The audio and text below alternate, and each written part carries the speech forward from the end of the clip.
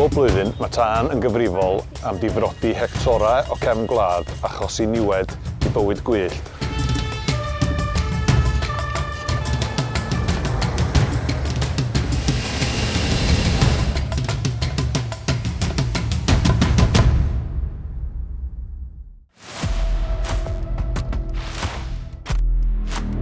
Bob blwyddyn, yn ystod y tymor llosgi dan rheolaeth, mi da ni'n cael yn galw i alwadau di-angen a tanna sydd wedi lledaenu. Mae'r effaith ar y tiraidd yn gallu bod yn masif. Yr un peth hefyd at gyfer byd natur ag yr amgylchedd, ag hefyd yn cymunedau lleol a busnesau. Mwy na rioed, mae mor bwysig i dilyn y reolaeth. Mae climate change yma. Leni yn 2022 mae wedi bod yr boethach ac yr sychach ar record.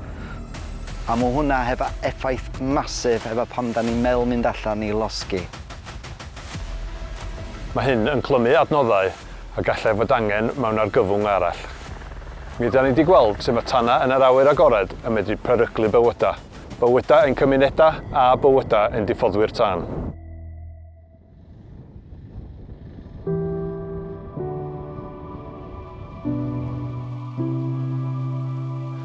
Rydym eisiau parhau i weithio hefo'n cymunedau, tirfeddianwyr a ffermwyr i warchod tirwedd Cymru.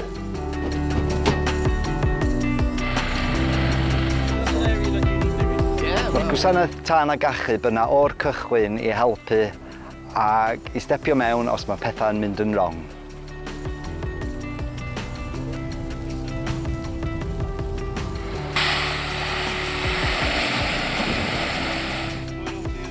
Yn Mawrth 2022, bydd cynnydd sylweddol yn y nifer o tanna agored yng Ngogledd Cymru. Mae'r darlun yn debyg ar draws Cymru gyfan, ac felly mi da ni angen eich help chi.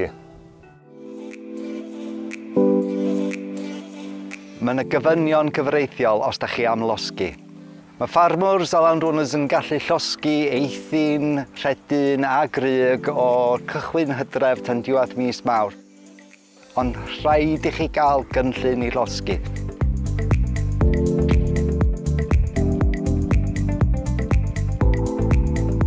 Os ydych chi'n bwriadu llosgi o dan reolaeth, dyma'r canllawiau mae angen i chi eich dilyn. 1. Ffoniwch ystafell reoli eich gwasanaeth tân ag achub i adael iddyn nhw wybod am lleoliad ac amser y llosgi. Defnyddiwch map reference neu what 3 words i'ch helpu efo hyn. 2. Sicrhewch bod gennych cynllun llosgi yn ei le. Gallwch dod o hyd i gynllun llosgi ar wefan Llywodraeth Cymru. Rhannwch hwn efo'ch gwasanaeth tân ag achub lleol. 3. Mae hyn yn golygu gwneud yn siŵr bod y nifer o pobl ar nwyddau gennych chi i reoli'r tân. Gnewch yn siŵr bod maint y tân yn ddigon fach i chi reoli. Tsieciwch cyflymder y gwynt cyn cychwyn. A gnewch defnydd o atalfeydd tân neu fire breaks i helpu rheoli y llosgi.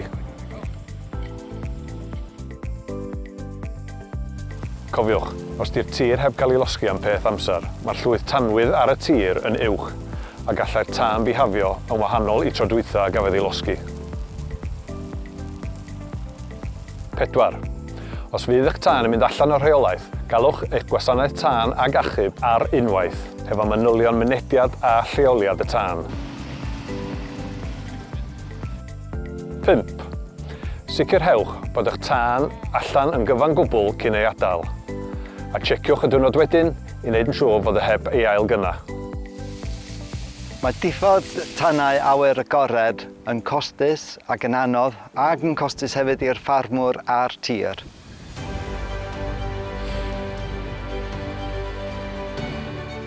Gyda'n gilydd fedrwn ni stopio tanniau awyr agored ag amddiffyn ein cefn gwlad ag ein gwlad. Mae cynllunio llosgi a'i rheoli yn iawn yn well i bawb. Gallwch cael rhagor o wybodaeth gan Llywodraeth Cymru neu ar wefan eich gwasanaeth tân ag achub lleol. Mae angen i ni gyd bod yn gyfrifol i losgi o dan reolaeth. Gweithiwch gyda ni i helpu cadw'n cymunedau yn ddiogel.